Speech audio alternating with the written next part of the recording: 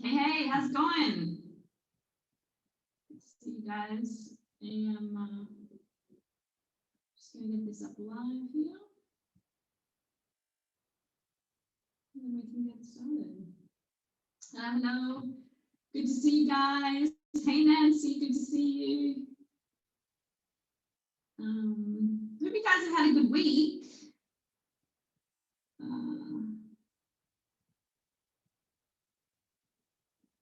Right, just going to set us up here.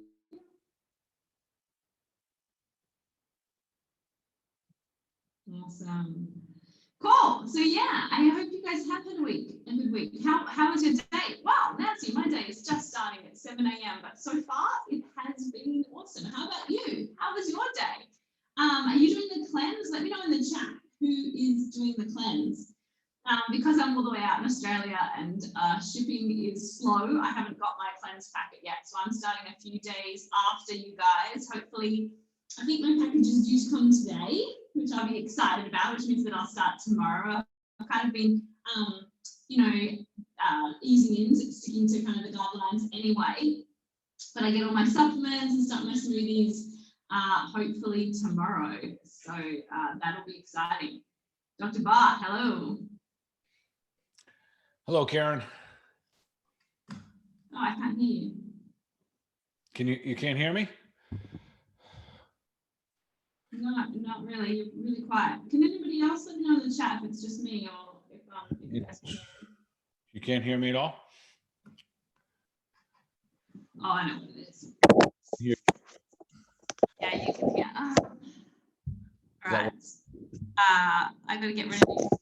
Give me say hello back in 2 seconds. Oh, nice. Well, greetings everybody.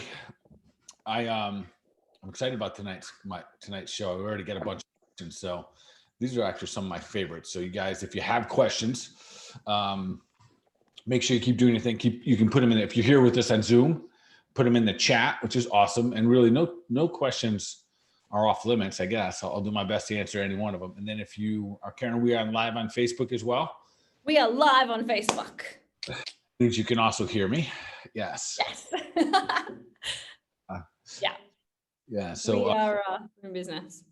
Cool. And if you're live on Facebook too, they can ask questions too, right? They totally can. So if you're live on Facebook, just type under the chat and we will feed those questions in. So anything you want to ask, any burning questions or things you kind of have been thinking about your own health or anybody else's health that you've just been curious about, maybe you've seen something in the media, feel free to ask it here today. We will feed those questions in. Beautiful. Well, I'm ready to rock whenever you're ready. Let's do it. Okay, welcome everyone to another episode of the Health Made Simple show. To kick off, I want to intro our health, Dr. Bart Precourt, who has been a healthcare practitioner for over 20 years, practicing a range of modalities, including chiropractic, kinesiology, functional nutrition and supplementation, and lab testing, all out of his Clinic Balance Health Studio in Seagrove Beach, Florida, as well as virtually all around the world on Zoom. He's also the founder of the Health Edge program, which is a cutting-edge health program for entrepreneurs and executives wanting to take their health to the next level. So he works with celebrities and athletes all around the world. And tonight is your chance to stump him with your health questions.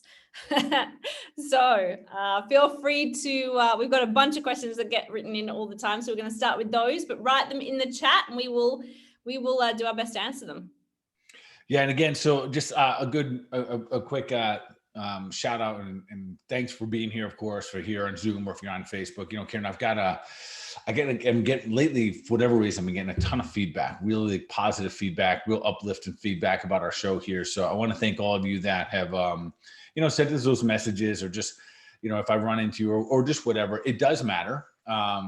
Often Karen and I will do this and we don't always know like what the feedback is. So I appreciate it all the time that you guys, say whatever, this helped me with this, or, thanks for tackling that topic, whatever it may be. So we appreciate the fact that you guys are following along and, sharing it out and spreading love and everything. We're going to keep doing what we do, and you keep doing what you do. So if you're here tonight, awesome. Love having you. Thanks for coming back. If you're here on Facebook, welcome. You too can ask questions. So just put them in the comment section, whatever it may be.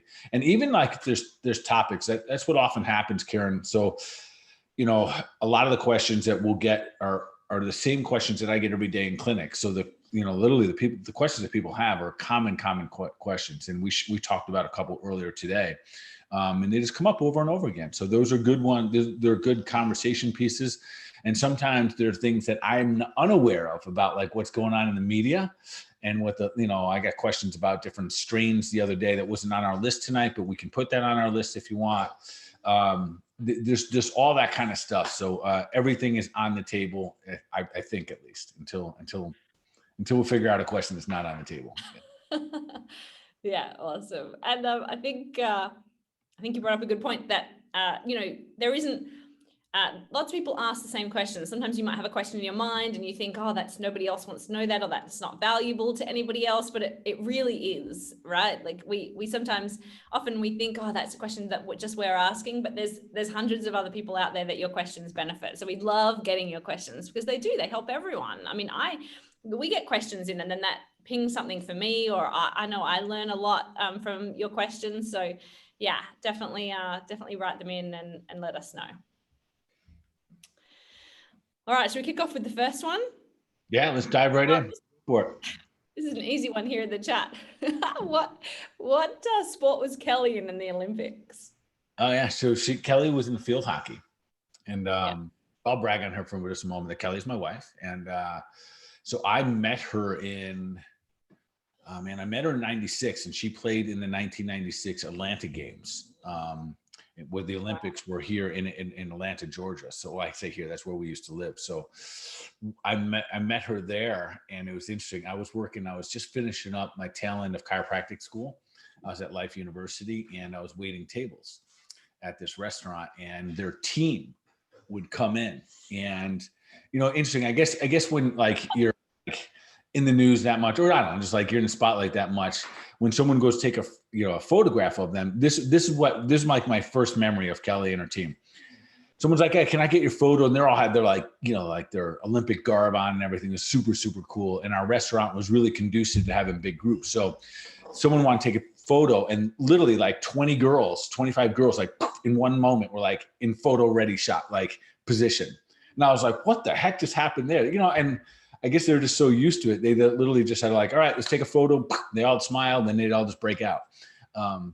So we met in a restaurant, and she played in '96 Olympics, and she was on the U.S. team for, I believe it was 10 or 11 years. Just because you're on the U.S. team doesn't mean you make it to the Olympics. Like your team has to qualify. And for what it's worth, Karen, Australia has always had the best. We do. The best field hockey team in the world. Yeah. So, and it was interesting. So Kelly became really good friends with a lot of their team members, and she ended up living in Australia for a little while. And we ended up with some really good friends from Australia. So, but it was interesting. Like our baseball and our football are huge sports. When I went over and watched the World Cup over in England, I was blown away. So like there would be this entire stadium filled with all these like people singing and cheering, it was like our football. It was crazy. And I never, because here the field hockey, you get a couple hundred, maybe 1,000 people out to the game, mostly family and friends. But over there, it was like a legitimate, full blown like primary sport. It's pretty cool. Yeah, we tend to. Here, definitely our like football and cricket and rugby are probably bigger spectator sports in terms of on all the time. But we always do really well at the Olympics in field hockey. I don't know whether you've ever seen us play ice hockey, but we are terrible. We rarely qualify. So our ice hockey is not the best, but our field hockey is excels. So yeah, that's awesome. I love that. Yeah, Kelly's a superstar. That was an easy question. Got it. Yeah. We'll ease you in. Yeah. All right, next one. Hemorrhoids, is there anything that I can do for them? Hemorrhoids. Okay. Yeah, absolutely. So we're going to approach this in kind of a couple of ways. But first, just to kind of get a feel for hemorrhoids, Karen, hemorrhoids, varicose veins, and spider veins all fall into the same category. They are really the same thing. Okay. So they So are. these same things are going to be for varicose veins, or is that a slightly different protocol? No, we can use this exact same protocol. Okay. So what happens, especially in varicose veins and in hemorrhoids, hemorrhoid is an actual vein, an artery vein that literally the wall, that arterial wall, is getting weak and it bulges out. And so it literally bulges out. And sometimes, the hemorrhoid itself can bulge out of the anal canal and then create like a polyp on the outside. And if we keep scuffing it, and I know this kind of, whatever the conversation is, what it is, and if we keep scuffing it, you can cause a bleeding hemorrhoid, and that can get a little tricky. So real specifically, there is something that we have called chlorophyll ointment. If you or anyone you know has a bleeding hemorrhoid, do not rush to get it, cut off.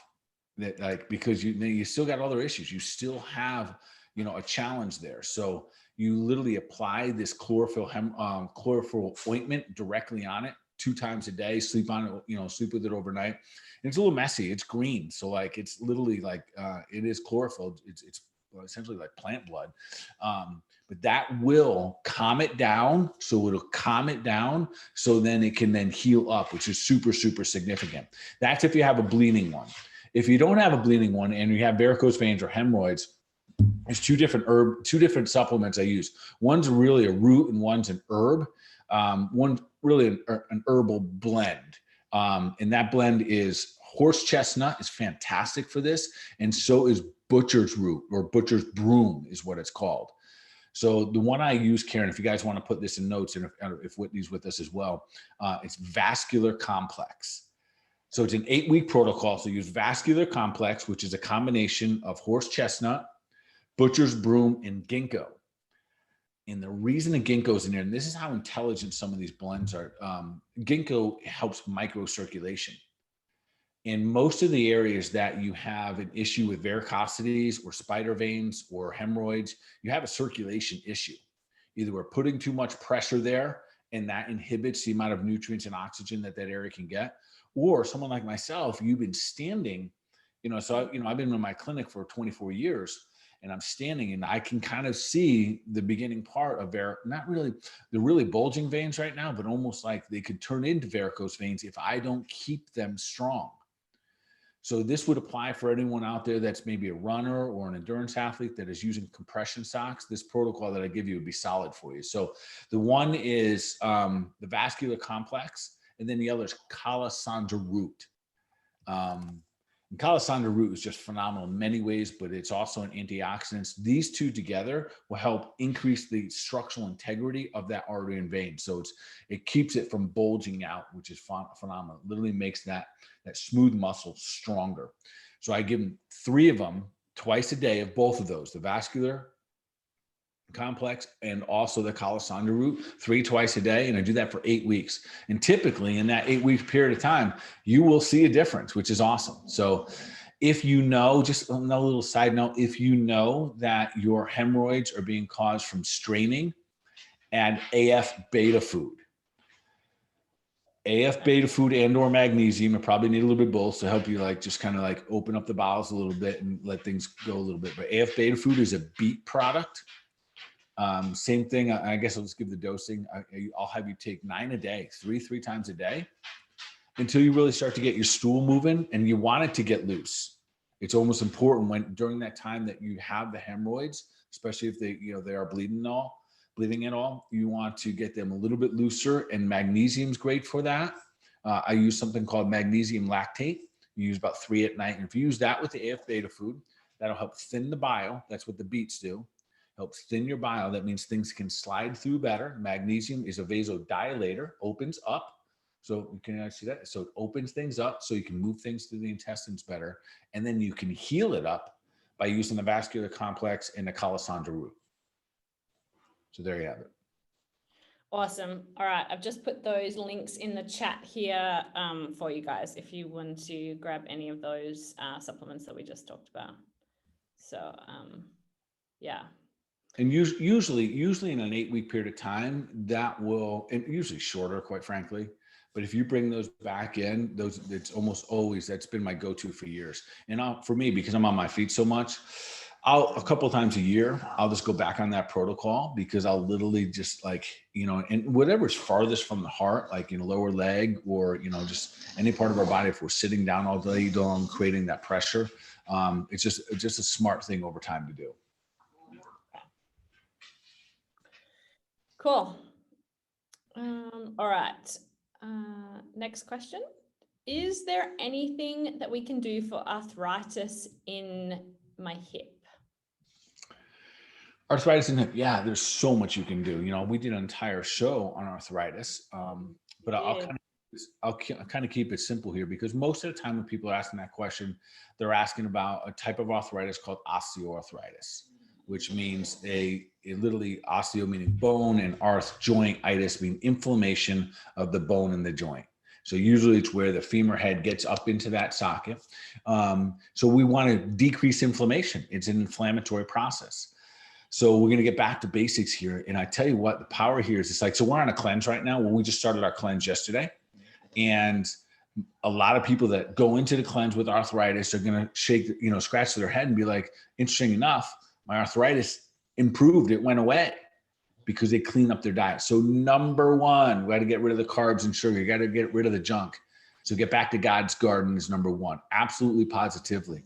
You still got to move that joint. An interesting thing they said about the hip specifically, Karen, because we sit down so much in our lives, we create very tight hip flexors. And as a result of that, we lose the natural range of motion in the hip. And that's why we see so many arthritis in the hip joint. That plus overweight, not being conditioned, our cores being weak. So improving the range of motion in your hip is a very, very important part of helping reduce and eliminate the, especially stopping it from getting worse, the arthritis. So a little yoga in your life would be awesome. There are two, fundamentally, there are two supplements that I would say are a must. And that would be some type of a fish oil. My favorite is still old school cod liver oil.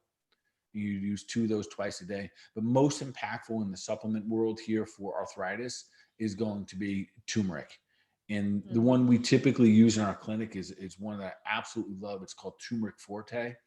The specially blended one, it's bound to something called fenugreek. It helps it absorb into the tissue, into the joints, get crosses the blood-brain barrier, so it helps inflammation throughout the entire body. And same thing, we take 2 of those twice a day. And I would stay on that for at least 30 days, that dose, and then you can down-regulate it to like 1 twice a day. But know that arthritis is an ongoing process. So it means get it clean, keep it clean. And I think you'd be amazed, whoever's asking the question, that if you clean up your diet, especially the pain that's associated with arthritis, you will see significant results. Yeah, crazy. Totally will. And I've linked the pain. So it was episode 53, the pain episode where we went into arthritis. So definitely check out that. And I've also linked the supplements in the chat here, because cod liver oil and turmeric forte really people can be on all the time. Like really almost everyone can benefit from those, right? Regardless. Yeah, they're on my top list. That's if someone just says, what's a good protocol for me to be on? I'm not dealing with any conditions. I put you on cod liver oil, I put you on turmeric, and I put you on a whole food multivitamin. We use catalyst. And the reason being, Karen, is that this process of life, our body's aging, it's battling inflammation. It's reducing the inflammation in both cod liver or any fish oil for that matter. There's other good ones. There's like krill and other good things. Those are facilitating the inflammatory process. So I'm not, and I say that because I want to make sure people aren't saying that. I'm not saying go out and take an anti-inflammatory, because an anti-inflammatory will also kind of be an anti-nutrient. It will inhibit the ability to get nutrients into the joint. And then all of a sudden we can't heal the joint. That's when it breaks down even more. So I want to be real specific about facilitating the inflammatory process more so than trying to get rid of it. Yeah, awesome. Love it. All right. Next question. PMS symptoms, are they normal? PMS symptoms. Well, they're definitely not normal. And to clarify that, Karen, so I know that they're super common and so many women think that it's just normal. I can't tell you how many women, young women I've had through the course of my career that literally just say, I just have this every month. I'm bedridden for 2 or 3 days at a time. I'm, I'm depressed or I'm in pain or whatever it may be. And absolutely positively, that is not normal. It is not okay. That means there's something abnormal going on in the system. And when I say the system, it could be, really many different systems, but really, the ovaries was really the primary thing here, but even your hormonal system. So with that being said, let's talk about it because there are different strategies for different ones, but I want to go into the root of what happens in PMS. In general, Karen, PMS is an estrogen dominant issue. So there's two things with estrogen dominance. You can have too much estrogen relative to your progesterone, or you can have too little progesterone, and we're still sitting at an estrogen dominant situation. And then now we're talking about symptoms like excessive bleeding, spotting, cramping, mood changes, depression, breast tenderness. All of those are parts of PMS, and none of those are normal. Those are all ways that your body's talking to you and saying something's not going on here. So the question is, what do we do about it? How do we need, big tests and all things like that? No, we really don't. I don't even say that you need hormone tests at that point. If you have PMS, a couple of things that we want to do. One, if you're not already getting some level of iodine in your body, which you're most likely not, we've got to bring it in. And here's a couple of key things. This is when we hung up, I forgot to tell you this part. When it comes to iodine, so iodine, it's beautiful. One of the things about iodine is it helps balance estrogen. It helps get rid of excess estrogens in the body. So it's phenomenal for that. And it's also the number one mineral needed for the thyroid and the number one mineral needed for breast health. So these are super, super important for women. The challenge here is this, that we got to kind of titrate it up. We're only supposed to take a little bit at a time and get the body used to it, absorbing it up into the tissues to start to create a balance for the deficiencies that most people, men and women, have in iodine. So, and the reason it's deficient in most people is it doesn't come in many sources. Like sea kelp is a great source of it. When I ask my women, when I say women, I'm talking about teenage girls too. How often do you eat sea kelp? How are you eating sardines much? That kind of stuff. No, Never, no. Right? Right. No. Yeah. So I still like, when I first give it to people, there's a couple things I use. I use something called Trace Minerals B12. It's just one of the products that we use. It has a little bit of iodine in it. There's one called Mintran that I use. Those have a little bit of iodine in it. Organically bound minerals, that's something that I may use. But I use a little bit to begin with. If I get lab work, for some reason I'm looking at the thyroid gland or something like that, then I can determine if I need to really up the dose. But because I'm telling you that we need iodine, and once you go out and taking massive amounts of it, you take it as a trace mineral form combined with all the others. That means it's coming with things like iron, it's coming with zinc, it's coming with copper, it's coming with all these other important trace elements so it can do the job synergistically. So PMS is not normal, but I do want to, so if that person comes to my office, you guys hear my dogs back there?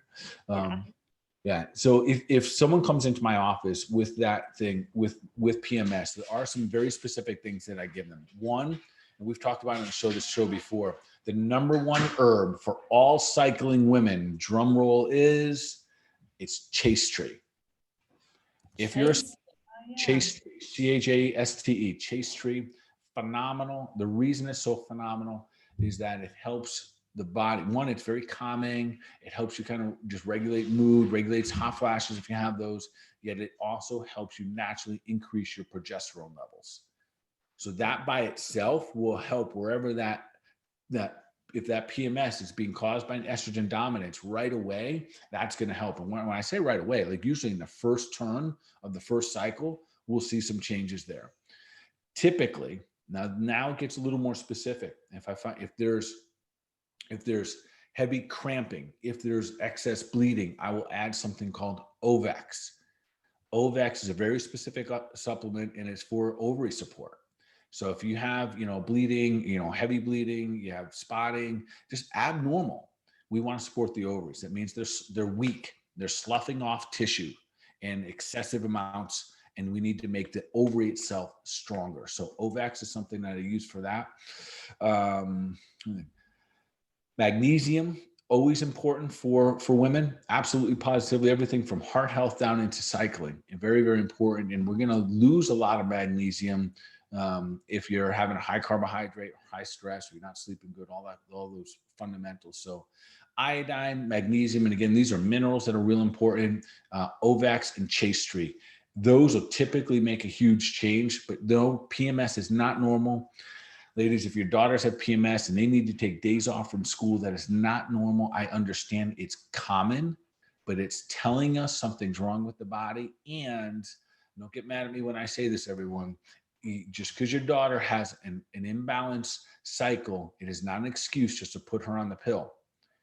That is hormone. That is hormone therapy for a teenager, for a 15-year-old, for a 20-year-old. And if to correct PMS by using the pill to do it, man, you are literally burying a monster, because at some point she's got to come off that pill if she ever wants to have children, if she's lucky enough to be able to come off and re-regulate, and then you got to fix all this stuff anyway. So I get that sometimes it seems like it can clear up. And PMS too, that goes, I didn't mention it, but chaste, phenomenal for PMS acne, phenomenal.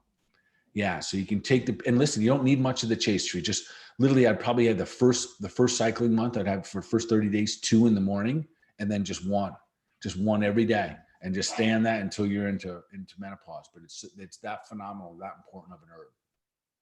Yeah, I love this. I love that one, we can talk about the fact that PMS is, everybody does think that those symptoms are, hey, I've got cramping or mood changes or any of these kind of things, is just something that we have to accept, and don't think that it's linked to some of these hormone imbalances and things. So I love that, the more we can kind of make people realize that, hey, there's things that we can do, I think is awesome. And I think the more we talk about the conversation about the pill as well, because the contraceptive pill, we put people on without any thought about potential side effects, like it's almost been accepted that there aren't any side effects. We put so many girls on it so young, and then they're on it for a really long time. I myself was on it for 12 years, and trying to get your cycle back afterwards is a process. And people don't realize that. I didn't realize it when I was 17 starting, and then you're on it for a long time. And I think that, I don't know, we just need to talk about, there are potential side effects, and it's not, I don't know, it's not just something you can just put on and it's fine. Yeah, and I think a lot of that, and again, don't get mad at me, everyone, but I really think the onus is on the parents at that point, because, when you're 13, 14, 15, 18 years old, if someone says, take this, you'll feel better in a week, you take it. Like, that's just how it rolls. But that's our job as the adults, or my job as a practitioner, to have that conversation with parent and child. And I usually start the conversation if the parent says, I think, they're having real bad acne or something, and they say, I think my doctor's recommended going on the pill. I say, well, my first question to them is, do you plan on having children? I say that to the daughter, and more often than not is yes. And then I tell them, then this is a consideration or a conversation we have to have now, because it's not a guarantee. Because right now, I definitely have people in our clinic that have been on the pill for so long that they're struggling right now to just normalize 5, 10, 15 years of hormone replacement therapy. And that's really what, when you go on the pill, that's really what it is. So PMS isn't normal, no.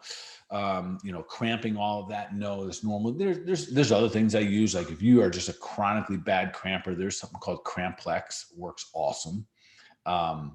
There's some other things there, and there's like some other, if you have, your breast gets really tender, and it'll typically happen on the outside. They're literally swelling up and they're not flowing, is what's taking place there. We're not getting it's not cleaning out, because iodine technically is also a cleaning agent. It's a cancer protector. But you can use something called evening primrose oil, phenomenal for women. That's a nice oil. It's a thin oil, and it helps flush out the lymph tissue that's in the breast tissue, and so you don't get as tender during your cycle. Yeah, love that. Awesome. Cool. All right, next question. Can I fast if I have hypothyroidism? Yeah, but I think I need to explain that a little bit more as well. So the short answer is yes, you can.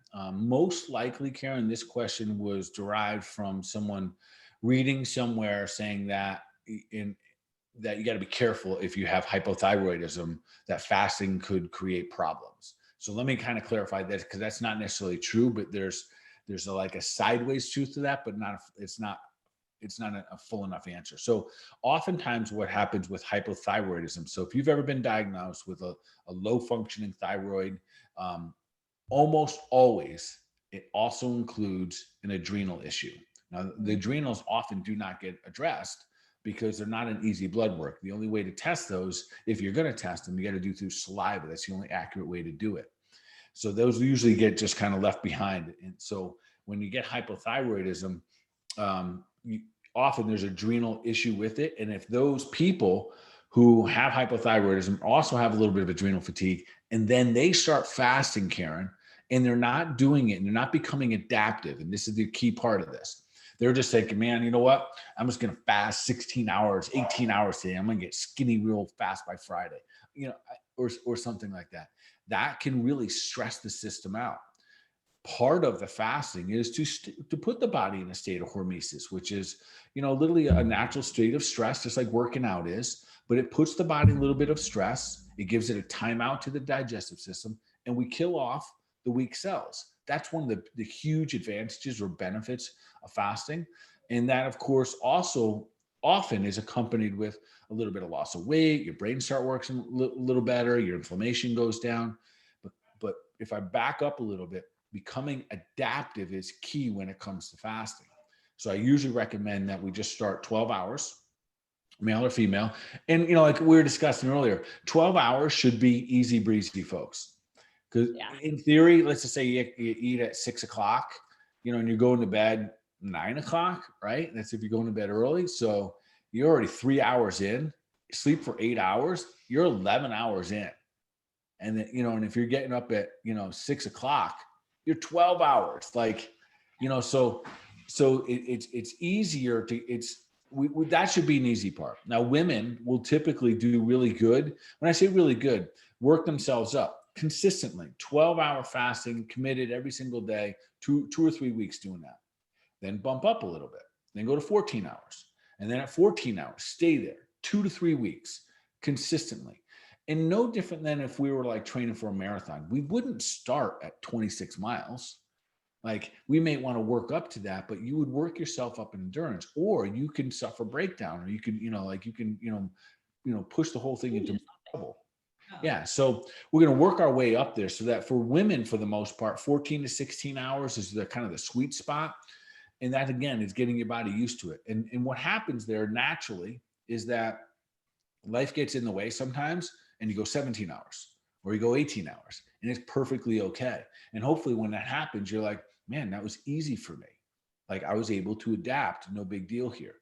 The challenge here is that technically, clinically, what I still see, Karen, is a lot of people. So there's 2 parts I want to make sure I address here: the how and what we're doing here, and then how we break that fast. And I'll get that in just a moment. But the how we're doing this, the challenge, what I still see, which is a little bit of a bummer, is that I still see people using fasting as almost a starvation diet. And what I mean by that is this. So let's clarify the difference between starving yourself and fasting. What is the difference? And it's almost an approach more so than it is a big difference here.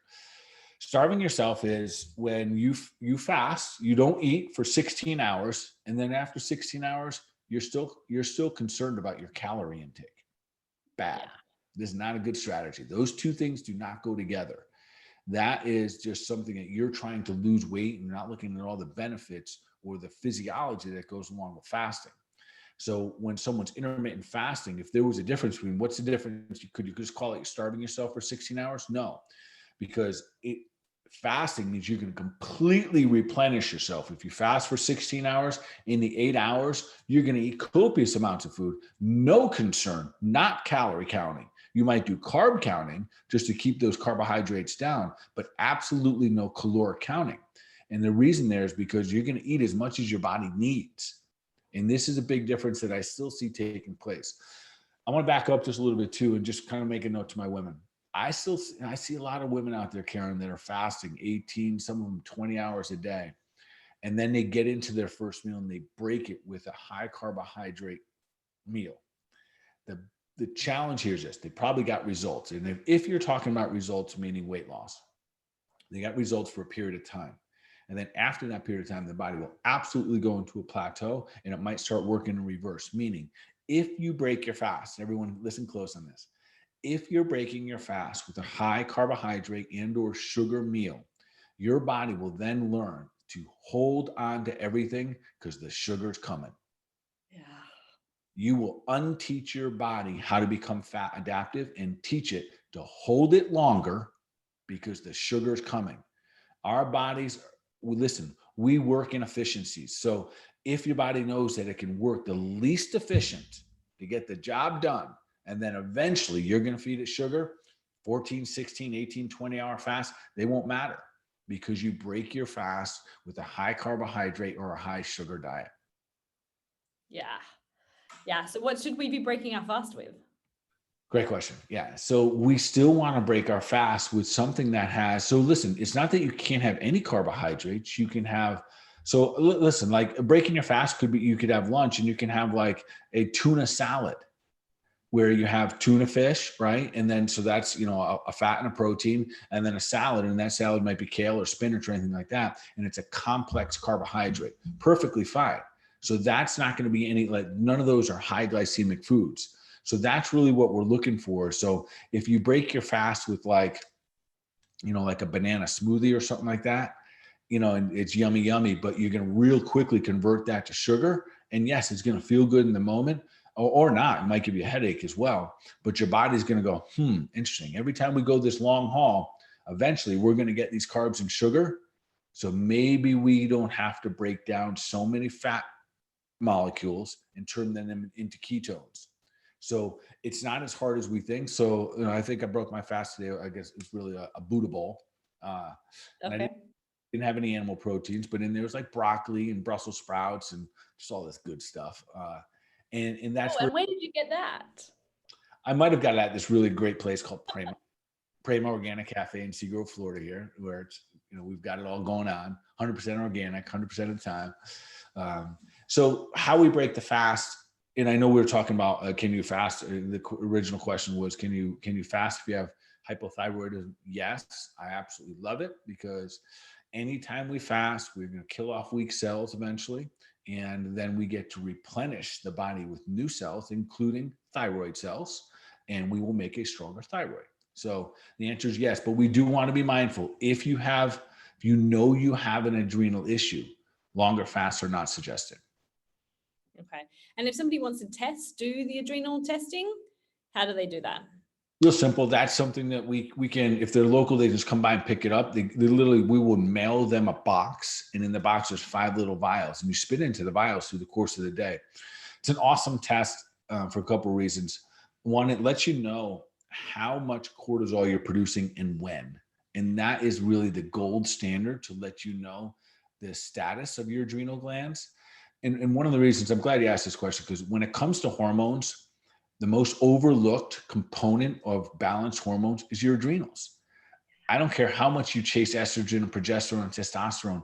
If your adrenals are not functioning properly, if they're lagging behind, if they're tired, if you're wired and tired, you are going to produce abnormal hormones. So if you ever get tested and you say, well, I have really low progesterone, immediately should be thinking, I need to get my adrenals tested. One, especially with that example, is when your adrenals start to, slow down or get too tired, they produce something called cortisol. If they run out of cortisol, the first hormone they steal is progesterone. And that's probably the number one deficiency for women is progesterone. And that's the one that, quite frankly, makes you feel good, gives you a libido. It makes you a woman feel like a woman, is the progesterone. So that's the one that when you're under stress constantly, that's the one your body steals to make more stress hormones. Yeah, totally. And what I've done is put a link. I put an email address in the chat, and if you're on Facebook, I've added that in as well, because they don't have to be in Seagrove Beach, right? You can ship this test out anywhere across the country. Yeah, yeah, absolutely. We can send it anywhere. You do it from home. You send it right out from home. Literally, you'll spit in each vial, put it in the fridge, and then you send it out from home. We get the results. We sit down and we do a Zoom just like this. Yeah, which is awesome. Following on from that, what about calories? Is there a place anytime for counting calories?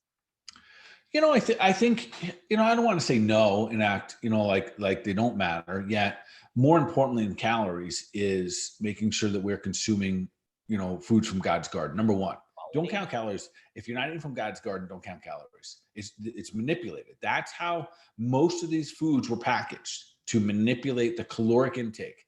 So they take out one thing and add another chemical, whatever it may be. So, and here's why. And listen, I get it.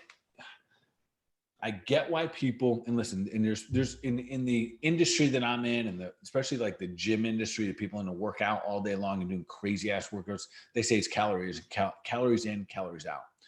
I argue that from a physiology perspective. If I give you 1,000 calories of a Snickers bar and 1,000 calories of broccoli, you do not have the same results.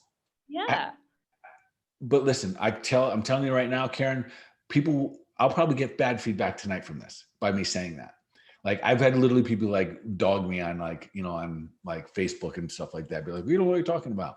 But listen, 1,000 calories from a Snickers bar is not the same. Physiology, this is what I'm talking about. Physiology, health, inflammation, insulin regulation, all of that stuff. No doubt about it. 1,000 calories and 1,000 calories. It's how they're made up. So one, if you are just curious about your calories, it's more important that you're curious. Are all your foods coming from God's garden, and are they all organic? That must be the foundation. That needs to be our gold standard about anything moving forward. And then observing what's I would say number 2 after God's garden is our carb intake. All carbs are eventually going to convert into sugar. In higher consumption, over 70, 80 grams per day, are all that they're going to convert in. Once they convert into sugar, you're going to release insulin. Insulin grabs the sugar, pulls it out of the blood, stores it in the fat cell. And in that formula, that much we do know about the human body. So that's just basic physiology. So, if weight loss is important, understanding your carb intake is a much, much faster route than calories. The caloric intake, again, I know this for a fact. If you're overweight and you just start to reduce your carbs and get rid of all your bad carbs, or just stay under 50 or 70 grams per day, you're going to lose weight. It's almost a given. It's almost a given, unless you've taken something else that inhibits a drug or a hormone or something like that inhibit you from losing weight. But almost always it has happened. Interesting. I'll give you a real scenario. Today's Tuesday. I was in clinic earlier. Today's a long day. So today I had a young girl that I've seen for years. Saw her a couple months ago, going through all kinds of stresses. Bart, just what's the one simple thing? She's gained, extra 20 pounds over the last year through COVID. And I love her, and I know she, it matters to her, quite frankly, that she gained that extra 20 pounds. So I said, listen, just go low carbs. All I want you to do is one thing: keep your carbs, your net carbs, under 70 grams a day. Just do that. Don't worry about anything else. That's it. Just do that one thing. So sure enough, she does it. She said she kept them between 1680 per day. She lost 13 pounds in 3 months. Wow. Phenomenal. Oh, Karen, but the story gets a little funky. Okay. Watching Facebook, see something about gotta be doing a plant-based diet. Yes. She scratches her carb counting and goes to a plant-based diet. And what are most plants going to be? Well, when you go to plant-based diet, you're going to take out a massive amount of your proteins and a massive amount of your fats. What are you left with? You're left with carbohydrates. Yeah. So, and sure enough, gained 8 of the 13 back. So when I saw her today, I said, listen, there's nothing wrong with plant-based diet. I have a plant-based diet, plant-based, not a full-blown, carbohydrate-based diet. I have a plant-based. I eat tons of vegetables all day long, and then I have some proteins with it. But I still keep my net carbohydrates. I don't count them anymore, but they're not above 70 unless they're my feast days. And then I blow it through the roof. Yeah. Yeah. No, I love that. And as you said, plant-based diet can be like lower carb and super healthy. And it's just that a lot of the time people, and we talked about this in another show, a lot of the time people just do take it as, oh, well, we're going to eat a ton of carbohydrates. Mm-hmm. Yeah. So, and it's real important for us to understand. So a plant-based diet, again, we covered this, but plant-based diet doesn't mean that you're carbitarian. It means you're eating vegetables like that. Which is what you're meant to do. Vegetables are great, right? Yeah. Like load them up. Yeah. Amen. Just load them up, get the veggies in, but it doesn't mean everything but meat. Yeah. Totally. And I love what you said about calories before. It's always confused me that we can think that 1,000 calories of Snickers bar can do the same thing as 1,000 calories of broccoli. Like, just logically, that's not, like, if food is information for cells within your body, how are they're not giving the same information, right? Yeah, not even close. And that's actually great. They're literally feeding the cell information what to do next. Yeah, and it's just feeding and telling your hormones and just providing information for all this stuff that's going on in your body. And I just can never conceptualize how it could be the same for me, just logically. Yeah. But anyway, all right. When I get it though, that's literally decades. Yeah. Decades of calorie counting and that philosophy of it. Yeah. Okay, next question. Is there any suggestions you have to optimize my health while pregnant? There's lots of confusing information out there. Yes, and another great question, because I think everyone around me right now is pregnant. Yes. It always goes in waves in practice. It's so interesting. So right now I have a whole bunch of girls that are young women that are pregnant, and it's awesome. There's an energy about it. There's always, for me, every time someone says about pregnant, I really start to think about what's taking place. It blows me away, the miracle of life. It blows me away about how, the power that made the body heals the body. And truthfully, we should either just go along for the ride or get the heck out of the way. Like, we shouldn't interfere with what amazing things are taking place without us even, like being in charge. That being said, often what I find myself is like in this time for these young pregnant women is I'm a coach. I'm trying to unscare them, Karen. Yeah. And that's real. And I think a lot of the women out there that have had babies, they're 2, 3, 4 down the road, and they're like, yeah, you're right. Like, you're just, especially the first baby, they get like all this information. Can't do this, watch out for that. Don't sleep on this side, and don't walk too fast. Don't get your heart rate up, and all of this stuff that, there was babies happening way before doctors.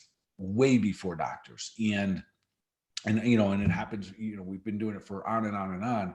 And yet now we have all these guidelines and rules. And I understand often where they come from, but unfortunately it has almost it really has. I'd say if I have 6 or 7, I don't know how many pregnant women right now, 6 of them are scared, like for real. And they wouldn't recognize it, but they do at the same time. They're like, oh, I didn't know I couldn't do that.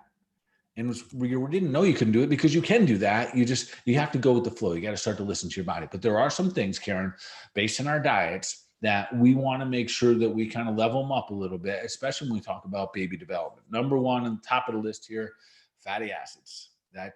Those are your fish oils. Those are, and again, the essential fatty acids, still my favorites can be old school cod liver oil. Awesome for the hair, skin, and nails of the pregnant mommy, of the skin, of the body, of the brain, but also of the brain of the baby. Absolutely important one here. And most people are deficient in essential fatty acids because we have to get really good fats. And what have we been avoiding for, decades, along with the calorie counting? We avoid fats. So we've got to get those really good, healthy fats. This is definitely a supplement I suggest all my pregnant mommies to take. And then there's kind of a list if we want to say some other things. Trace minerals, huge. Your baby needs trace minerals. You need trace minerals, and not a lot, like not these big heavy minerals. So we use something called trace minerals. A little bit of B12 is in there, which is awesome. I often encourage my moms to get some extra choline. So choline, one of the great foods for it is egg yolks, which happens to be also a great source of good fat and a massive amount of B vitamins. Choline is a B vitamin, and that is also phenomenal for baby brain. And simultaneously, it's helping the mom's liver. So remember, the morning sickness to me has been completely framed wrong. This is a detox phase for the mom to get rid of toxins in the body so the mom can become a vessel for life. And I think if we viewed it that way, we'd have a different approach toward it versus saying, oh my God, I feel so sick, and all this stuff. And like, how do I make this go away real fast? Or recognizing that literally this is a detox mechanism and your liver needs support. And the choline is amazing. And we talked about it, I think, a week or two ago about choline being really helpful in things like fatty liver disease. So you don't have to have fatty liver disease to help your liver. So, choline is very good for that. Anytime we help out the liver, absolutely phenomenal. Folic acid is usually an important one. Maybe the most important thing I would say here, Karen, whether a woman is trying to get pregnant or planning on it, or just found out the news, get clean. Get clean, get clean, get clean. So important. Everything you put in your body, that's what your baby is making cells out of. And listen, I have the grandmas and the moms that are saying to their children that are, in their 20s or 30s right now, getting pregnant, saying, oh, it's okay, you're pregnant, you can eat whatever you want, just listen to your body, and you have these massive cravings. No. And the next thing I say, I want to say gently, because I don't want to sound like blame or anything, but literally gestational diabetes is something that we cause. And part of what happens is most of us, until we choose otherwise, have really carbohydrate and sugar-based diets. And that young woman then who eats a lot of carbohydrates, and doing fine, I'm not saying they're overweight or diabetic or anything, but they're on the edge. And I'll say right now, I'd say at least 50 to 75% of the people, if they walk in my office and I test their blood sugars, they're over 100, which means they're pre-diabetic. So that is the setting stage. And then they go into it. And in the pregnancy, the body becomes under massive stress. So even in a good diet, now we're vulnerable. So this is why I'm saying you're not intentionally causing it, but just the massive stress. And when the body is massive stress, the liver releases massive amounts of sugar to manage the situation. And that by itself can cause this diabetes situation if you went into your pregnancy kind of like a carb junkie or a sugar junkie. And then the other part of it is sometimes people give, the moms say, oh, it's no big deal here. And they, they're eating carbs and they're eating sugar and ice cream and all this stuff. And no, it's not good. It's not good for you and it's not good for your baby. So that you can literally create that situation. It's not just something you get or that your mama had. Like it is epigenetics. It is your lifestyle that is creating those things. So with that being said, a couple of things. One I'm missing here, but we just talked about it earlier, which is absolutely phenomenal. Iodine. Okay. Pregnant mommies, again, those trace minerals. So I use that one called trace mineral B12. So I'm not necessarily and sometimes I do, I'm not necessarily adding like a big, and sometimes I do iodine, but in this scenario, the trace minerals, the one that I use, it's called trace minerals B12. It has a little bit of iodine in it. They absolutely should be on that. So iodine, choline, and your fish oils, baby brain. Like those three right there, great brain development. That's, of course, we always want that. And then keep it clean, keep it clean, keep it clean. The other part is this, don't be afraid. Listen, there's a higher power. There's definitely a higher power at play here. And your body knows exactly what to do. For example, like I hear things like this, Karen, I can't lay on my right side anymore. Well, listen, if lying on your right side was so dangerous, we would have a lot of dead babies. We don't. We just don't. And so there's like some theory here that get mixed in some folklore that which gets mixed in with some like all of a sudden these new rules. Your body will flip you around. Your body will tell you what you can do. I know that, speaking of, Kelly in her being on the Olympic team, one of her teammates was 8 months pregnant playing on an Olympic level, running up and down the field. Now, but that's what her body was always used to. So that's the thing when the mommy said, what can I do? And I said, what were you doing before this? And they said, well, I was going to yoga. I said, well, then you go to yoga. Like, your body's conditioned for this. You can do this. You'll eventually tone it down because it's just not going to feel good. Like, it's, you can't bend anymore. But do not start exercising in the middle of pregnancy, because you didn't do it. It'll be just too much for the body. So I think in general, if I was to just have a simple conversation about pregnancy, know that the power that made the body heals the body. And the same power that made the body makes the body. Like, it makes new bodies. And if you trust that process more than you trust all the fear, worry, and concern, you're probably going to be much better off. Yeah, no, love that. And I mean, you mentioned the liver, but is there anything else we can do for morning sickness? Since you brought that up. Yeah. So, it all plays a role. So I would say this. So liver, cruciferous vegetables as much as you can. The challenge is, and I get this because, I see the mom's faces and I'll be like, yeah, you should get some broccoli and butter. And they look at me like they're going to vomit, like there's no way. And who knows, the next person will be like, oh, that sounds so good. Yeah. So keep it clean. Know that too will pass. It's a detox process. So stay super hydrated. Just do everything and everything support your detox mechanisms, which is, like we talk about cruciferous vegetables all the time. We talk about AF beta food. We talk, like clearing out the gallbladder. We talk about magnesium to open up and get the bowels moving. All of those fundamentals, absolutely. Okay, awesome. Love it. Next question here is, they put NAC benefits. So what are the benefits of taking NAC? So NAC, many benefits. Brain is the first thing that comes to my mind when you're something, and I forget the long name there, so I'm just going to keep calling it NAC.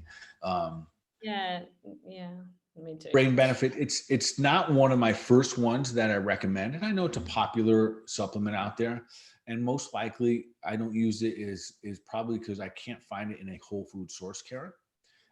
And there are certain supplements out there that when they're processed, it removes them from their other enzymes. And I am just a little bit of a stickler when it comes to that. So I like to see the food in its whole food source. And in NAC, I don't always use it. Doesn't mean I won't use it, but if I do it, it's usually short term. Okay, awesome. Okay, next question.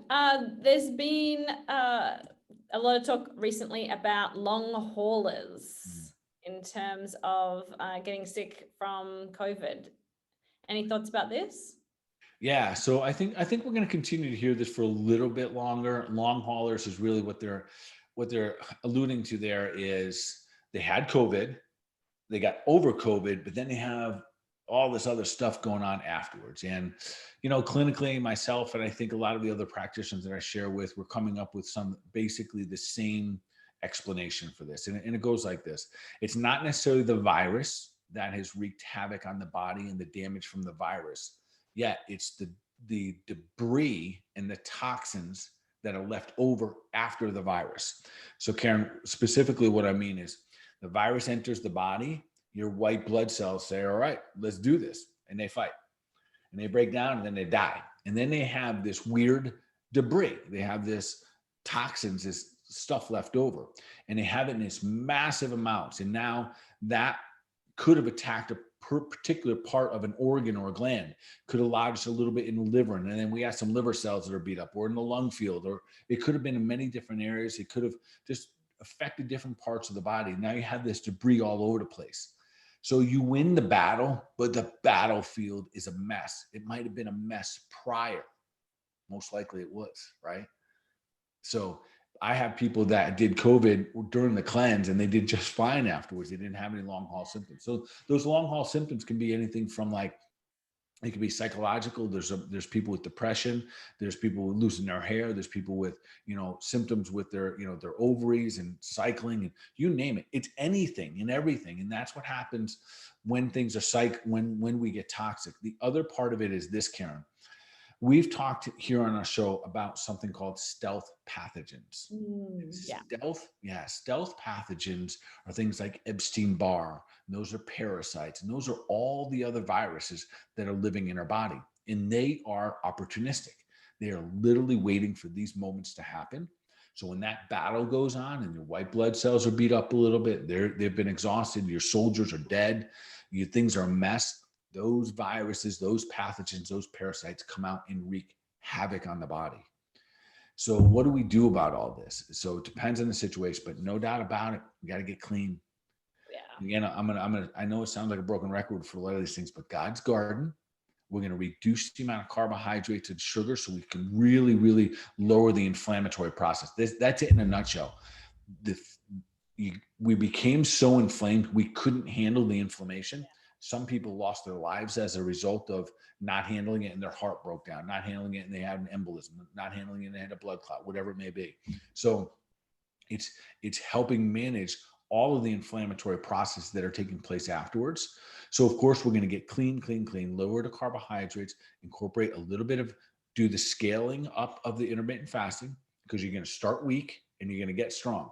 So 12 hours might be your max. And then you might get up to 14 hours, then 16 hours, wherever you're going to land, but you're going to kind of stretch it out, and you're going to be like an athlete. You're going to do it little bit by little bit. We're going to clean, you're going to help the liver immediately. And we know things like choline are very good. Cruciferous vegetables are wonderful at raking. If someone comes to me and says, I've had COVID, I'm having this, like, I'm just not really at my best afterwards, I'll give them milk thistle. I'll make sure they're on turmeric forte, and then something called Spanish black radish. Spanish black radish is phenomenal. It's one of the best rakes. Like, it literally will help rake out all the inflammatory junk and all the mucus and the goo that's hanging out in our intestines. So getting that system back up on board as fast as can be is important. What we're seeing is, as a result of all this debris, we can't absorb our trace minerals.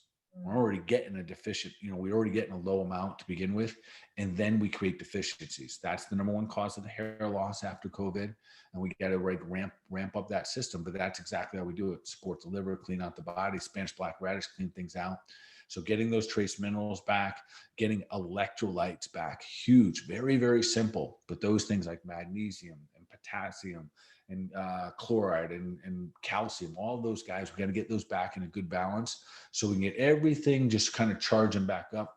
But if I was going to answer one thing, I want to say one thing about the long haulers, and I know across our country here in the United States of America, people are not clean, not even close to it, Karen.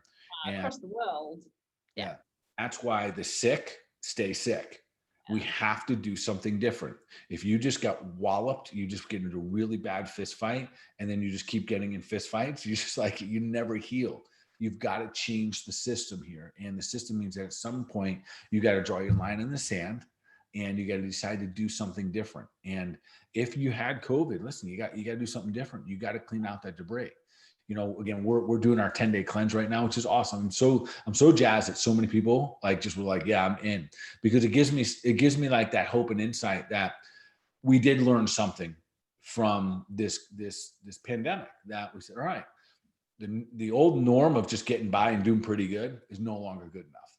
And now it is get my body cleaner, get my body stronger, find out how I become superhuman, do whatever it takes to get there, because I'm not going to let another year of my life go by running and hiding. Yeah, love that. Well, speaking of superhuman, let's go into our last question, which is, what is one action that our listeners can take from the show today to move them towards their goal of becoming superhuman?